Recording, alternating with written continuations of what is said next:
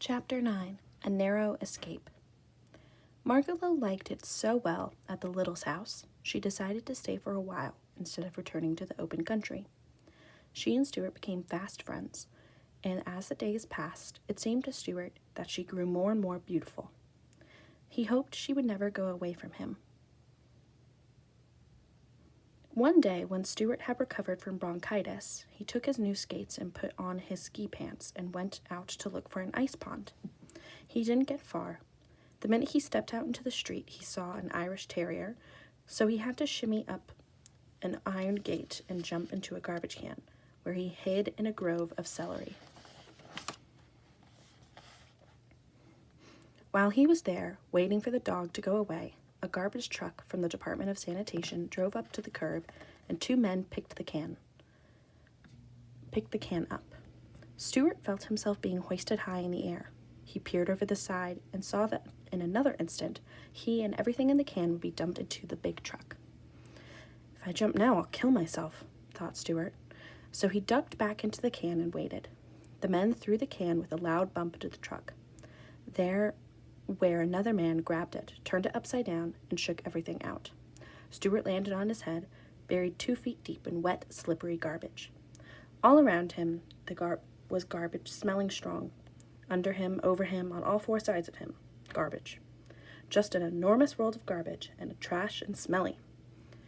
It was a messy spot to be in. He had egg on his trousers, butter on his cap, gravy on his shirt, orange pulp in his ear, and banana peel wrapped around his waist. Still hanging onto his skates, Stuart tried to make his way up to the surface of the garbage, but the footing was bad. He climbed a pile of coffee grounds, but near the top of the grounds gave way under him, and he slid down and landed in a pool of leftover rice pudding. I bet I'm going to be sick to my stomach before I get out of this, said Stuart. He was anxious to work his way up to the top of the pile because he was afraid of being squashed by the next can load of garbage. When at the last he did succeed in getting to the surface, tired and smelly, he observed that the truck was not making any more collections, but was rumbling rapidly along. Stuart glanced up at the sun. We're going east, he said to himself. I wonder what that means. There was no way for him to get out of the truck. The sides were too high. He had just had to wait. When the truck arrived at the East River, which borders New York City on the east, and which is a rather dirty but useful river, the driver drove out onto the pier, backed up the garbage squirrel, and dumped his load. Stuart went crashing and slithering along with everything else and hit his head so hard he fainted, then lay quite still, as though dead. He lay that way for almost an hour. When he recovered his senses, he looked about him and saw nothing but water. The scout was being towed to sea. Well, thought Stuart, this is about the worst thing that could happen to anybody. I guess this will be my last ride in this world. For he knew that the garbage would be towed 20 miles out and dumped into the Atlantic Ocean. I guess there's nothing I can do about it, he thought hopelessly.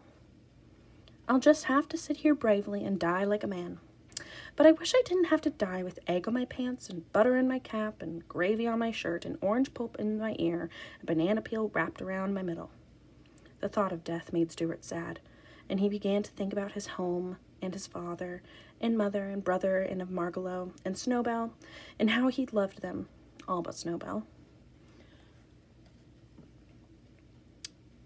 and of what a pleasant place his home was, especially in the early morning, with the light just coming through the curtains and the household stirring and waking. The tears came into his eyes, and he realized that he would never see them again. He was still sobbing when a small voice behind him whispered, "Stuart!" He looked around, through his tears, and there, sitting in the Brussels sprout, was Margot. "Margot!" cried Stuart. "How did you get here?"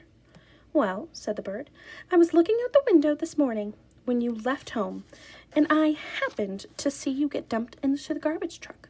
So I flew out the window and followed the truck, thinking you might need help." "I've never been so glad to see anybody in all my life," said Stuart. "But how are you going to help me?" I think that if you'll hang on to my feet, said Margalo, I can fly ashore with you. It's worth trying anyway. How much do you weigh? 3.5 ounces, said Stuart. With all your clothes on? Asked Margalo. Certainly, replied Stuart modestly. Then I believe I can carry you all right. Suppose I get dizzy, said Stuart. Don't look down, replied Margalo. Then you won't get dizzy. Suppose I get sick at my stomach. You'll just have to be sick, the bird replied. Anything is better than death. That's true, said Stuart agreed. Hang on, then. We may as well get started. Stuart tucked his skates into his shirt, stepped gingerly onto the tuft of lettuce, and took a firm grip of Margalo's ankles. All ready, he cried. With a flutter of wings, Margalo rose into the sky, carrying Stuart along, and together they flew over the ocean and headed toward home. Phew, said Margalo, when they were high in the air. You smell awful, Stuart. I know I do, he replied gloomily. I hope it isn't making you feel bad. I can hardly breathe, she answered, and my heart is pounding in my breast. Isn't there something you could drop to make yourself lighter? Well, I could drop these ice skates, said Stuart. Goodness me, the little bird cried. I didn't know you had skates hidden in your shirt. Toss those heavy skates away quickly, or we will both come down in the ocean and perish. Stuart threw his skates away and watched them fall down until they disappeared in the gray waves below. That's better, said Margalo. Now we're all right. I can already see the towers and chimneys of New York. 15 minutes later, they flew through the open window of the Littles' living room and landed at the Boston Fern.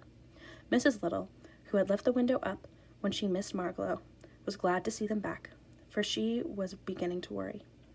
When she heard what had happened and how near she had come to losing her son, she took Stuart in her hand, even though his clothes smelled nasty, and kissed him. Then she sent him upstairs to take a bath and sent George out to take Stuart's clothes to the cleaner. What was it like out there in the Atlantic Ocean? Inquired Mr. Little, who had never been very far from home. So Stuart and Margalo told all about the ocean, and the gray waves curling with the white crest, and the gulls in the sky, and the channel buoys, and the ships, and the tugs, and the wind making the sound in your ears. Mr. Little sighed and said someday he hoped to get away from the business long enough to see those fine things. Everyone thanked Margalo for saving Stuart's life, and at supper time, Mrs. Little presented her with a tiny cape, which had seeds sprinkled on top.